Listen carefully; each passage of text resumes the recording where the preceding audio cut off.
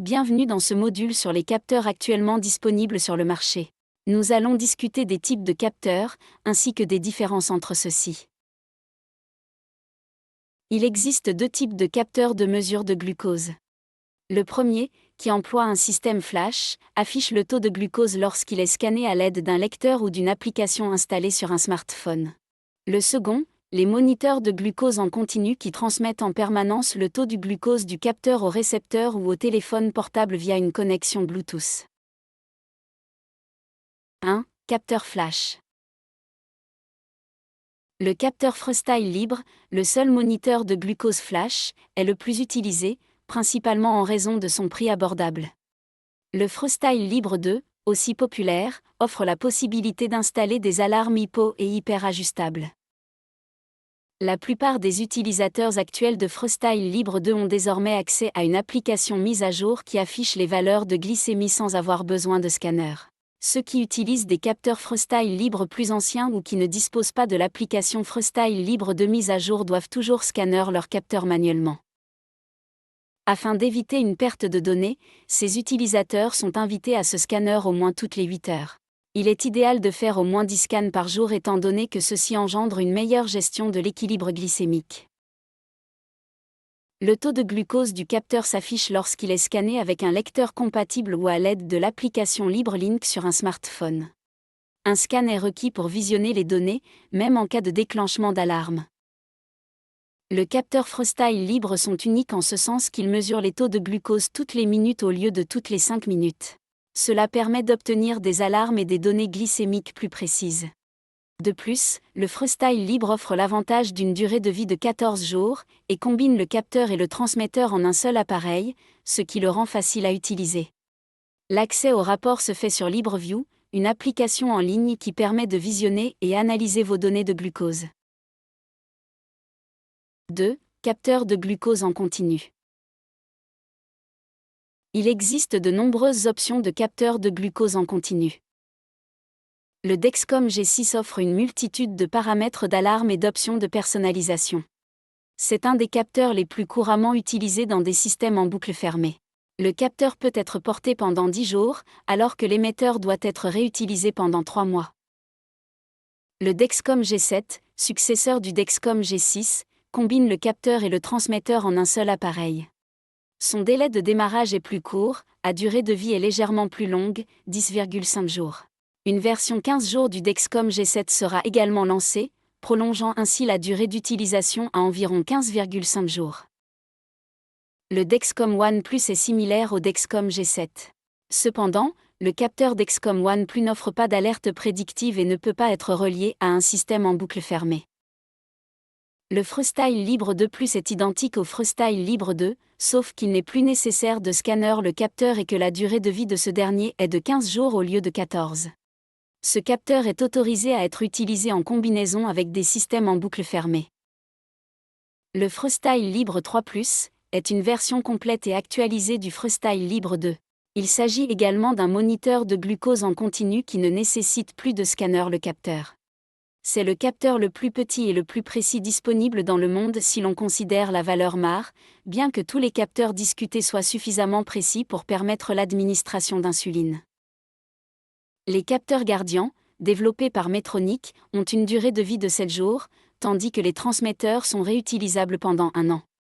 Le capteur Guardian 3 nécessite généralement 2 calibrations capillaires par jour, bien que 3 soient recommandées pour minimiser les interruptions potentielles à des moments inopportuns. D'autre part, le capteur Guardian 4 ne nécessite qu'une piqûre du doigt pour passer en mode automatique si vous utilisez la pompe à insuline Minimed connectée. Il convient de noter que la mise en place du capteur Guardian peut demander un peu plus d'effort que celle d'autres capteurs et qu'elle nécessite beaucoup plus de ruban adhésif.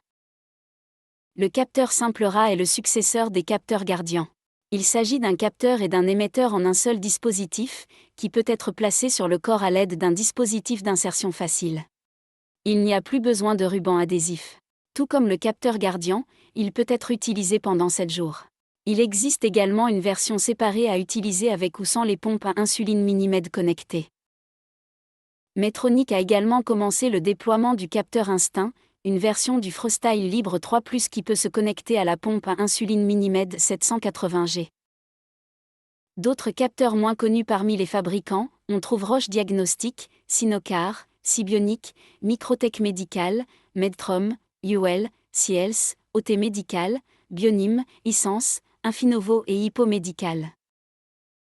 Il existe également un capteur implantable, l'Eversense, qui s'installe sous la peau pendant 1 an. Il nécessite toutefois un émetteur externe et calibration capillaire par jour à 1 fois par semaine.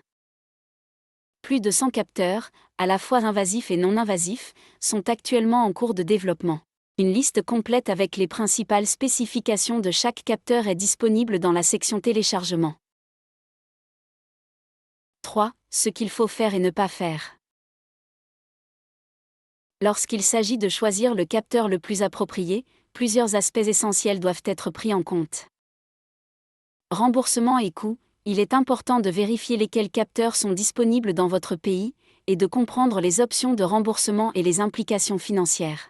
Sans l'option de remboursement, le coût des capteurs peut être assez important. Il faut également faire attention aux restrictions d'âge associées à chaque capteur. Certains sont approuvés pour une utilisation uniquement chez les adultes, tandis que d'autres peuvent également être utilisés chez les enfants de certains âges. Néanmoins, si les avantages l'emportent largement sur les risques, ces capteurs sont parfois utilisés de manière non homologuée chez les jeunes enfants atteints de diabète. Si vous envisagez d'utiliser un système d'administration d'insuline en boucle fermée, assurez-vous que le capteur que vous choisissez est compatible avec le système qui vous intéresse. Si vous êtes allergique ou si vous développez une allergie à l'adhésif du capteur, vous devrez possiblement changer de marque. Réglage de l'alarme. La plupart des capteurs sont équipés d'alarmes hyper et hypo-réglables. Il est fortement recommandé d'activer l'alarme hypo, généralement réglée à 70 mg par décilitre ou 3,9 mmol par litre, ou à 60 mg par décilitre ou 3,5 mmol par litre pour les femmes enceintes. Pour éviter la fatigue d'alerte, l'alarme hyper est généralement désactivée au départ, mais elle peut être réglée progressivement en fonction de vos besoins. Certains capteurs proposent des fonctions d'alarme avancées, telles que des alarmes prédictives, des fonctions de répétition, et des tonalités d'alarme personnalisables. Toutefois, il ne faut régler que les alertes qui vous incitent à agir, sous peine de vous y désensibiliser avec le temps. Option de partage des données. La plupart des capteurs permettent aux utilisateurs de partager leurs données de capteurs avec leur famille et leurs soignants en temps réel. Cette fonction se voit importante dans différentes situations dans la vie. Les parents et les tuteurs sont rassurés et apaisés, particulièrement dans des salles de classe où ils peuvent rester connectés et informés, tout en permettant aux jeunes adultes toute indépendance. En outre, le partage des données offre aux personnes vivant seules ou travaillant dans des circonstances difficiles un sentiment de sécurité. Grâce au partage des données, les personnes âgées bénéficient du soutien de leurs proches, ce qui engendre une amélioration de leur bien-être et une diminution des risques de santé. Les capteurs sont généralement résistants à l'eau et peuvent être portés sous la douche ou en nageant. Toutefois, il est généralement déconseillé de porter un capteur dans un jacuzzi ou lors d'une plongée.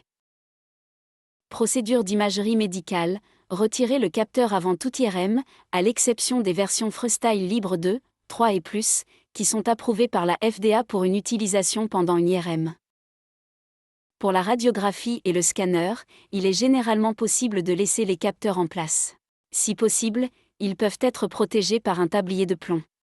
Après les examens RX et CT, il est recommandé de vérifier la précision du capteur par une piqûre au doigt. Lorsque vous prenez l'avion, n'oubliez pas d'apporter un certificat personnalisé, attestant que vous avez besoin de cette technologie pour votre traitement antidiabétique. Pour les contrôles de sécurité dans les aéroports, il est généralement recommandé d'éviter de porter les capteurs sous les scanners corporels et de demander un autre type de contrôle. Enfin, les portiques magnétiques ne posent pas de problème pour les capteurs de glucose. En outre, il est important de garder les capteurs dans votre bagage à main, ainsi que de les faire passer par le portique magnétique, et non par le portique au rayon X. Si vous embarquez vos capteurs dans la soute de l'avion, ils risquent de geler dans le compartiment à bagages, ce qui peut les abîmer. Si possible, évitez le scanner à bagages pour vos bagages à main, car il utilise des rayons X. L'évolution des types de capteurs est très rapide. Ce contenu a été mis à jour en novembre 2025. Pour obtenir les dernières mises à jour, veuillez consulter les sites web des entreprises. Restez informé grâce à des ressources, tels que le blog Diabtotech, qui vous aide à explorer ce monde en constante évolution. Votre persévérance, votre formation continue, et votre adaptabilité sont des éléments déterminants pour obtenir une bonne gestion du diabète.